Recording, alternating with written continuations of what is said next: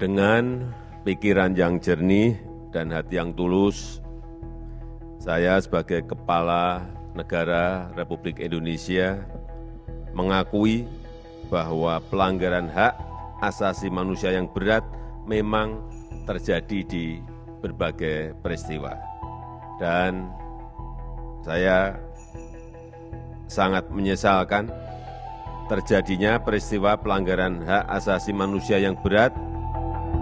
Negara akhirnya mengakui adanya pelanggaran HAM berat atas 12 peristiwa kemanusiaan yang terjadi dalam rentang tahun 1965 hingga 2003. Namun, apakah pengakuan saja sudah cukup? Lalu apa langkah selanjutnya setelah adanya pengakuan dari negara terkait pelanggaran HAM berat ini?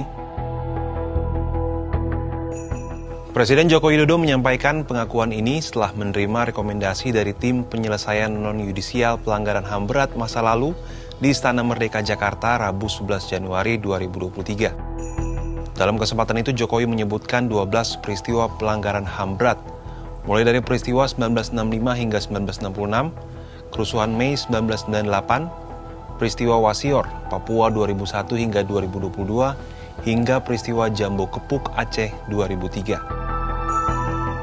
Direktur Eksekutif Lembaga Studi dan Advokasi Masyarakat Wahyudi Jafar menyebut pengakuan dan penyesalan negara yang disampaikan Presiden Joko Widodo seharusnya hanya sebagai proses awal dari rangkaian penyelesaian yang menyeluruh.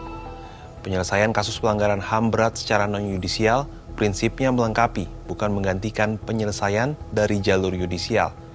Idealnya ada pendekatan keadilan tradisional melalui serangkaian proses, seperti diatur dalam Undang-Undang Nomor 26 Tahun 2000 tentang Pengadilan Hak Asasi Manusia. Lebih lanjut, Wahyudi meminta agar pemulihan korban diimplementasikan secara komprehensif. Pemulihan hak korban harus mengacu pada prinsip mengembalikan martabat korban pada situasi semula sebelum terjadinya pelanggaran. Wakil Koordinator Kontras, Rifanli Anandar mengatakan, pengakuan dan penyesalan kepala negara terhadap peristiwa HAM berat masa lalu bukanlah hal baru. Menurut dia, Presiden keempat RI Abdurrahman Wahid pernah minta maaf kepada korban, walaupun spesifik hanya untuk korban peristiwa 1965 hingga 1966. Terlepas dari itu, tak cukup sekedar pengakuan dan penyesalan dari negara. Pengakuan dan penyesalan harus ditindaklanjuti dengan rangkaian tindakan untuk memberikan hak-hak korban secara keseluruhan. Sementara itu, Direktur Eksekutif Amnesty International Indonesia, Usman Hamid, menghargai sikap Presiden yang mengakui terjadinya pelanggaran HAM berat di 12 peristiwa masa lalu. Pernyataan tersebut dinilainya sudah lama tertunda, mengingat penderitaan para korban yang dibiarkan dalam kegelapan tanpa keadilan, kebenaran, dan pemulihan selama beberapa dekade. Dia juga menyayangkan langkah pemerintah yang hanya memilih 12 peristiwa sebagai kasus pelanggaran HAM berat.